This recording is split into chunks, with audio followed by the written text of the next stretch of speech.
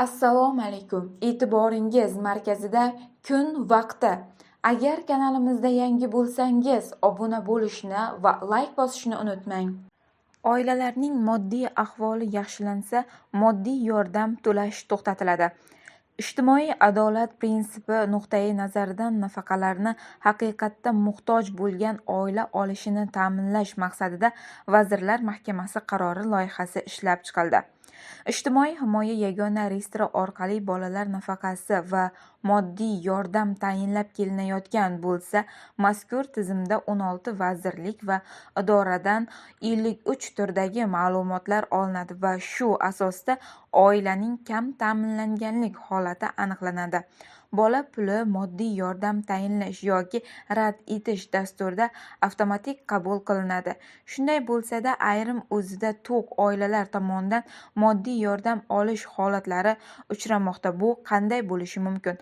Birinchi navbatda bolalar nafaqasi va moddiy yordam tayinlangandan keyin oila tomonidan avtotransport vositasi yoki daromad keltiruvchi mol-mulk xarid qilishini yoki oilaning daromadlari oshgan holatlarda 12 oygacha bolalar nafaqasi to'lab beriladi. Ya'ni oilaning iqtisodiy ahvoli o'zgargandan keyin ushbu oilaning mezonlariga mosligi tayinlash davomida qayta ko'rilmaydi.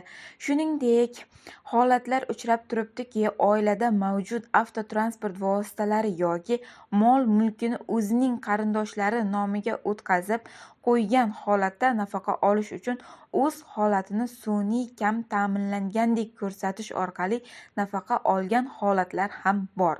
Kam ta'minlangan oilalarga nafaqa tayinlashda manziliga e'tibor qaratish ko'zda tutildi. Ya'ni birinchi kiritilayotgan o'zgarish bolalar nafaqasi tayinlanganidan keyin oilaning iqtisodiy ahvoli har oyda avtomatik tarzda o'zgarganligi, bolalar nafaqasini olib turgan oilaning iqtisodiy ahvoli, ish haqqi, ko'rinishida olib turgan daromadi, qo'shimcha mol-mulki yoki avtotransport vositasini sotib olganligi, tegishli davlat organlari, soliq qo'mitasi, kadastr organlari yoki Ichki ishlar vazirligidan olingan ma'lumotlar asosida har oyda o'rganiladigan tartib joriy qilinadi.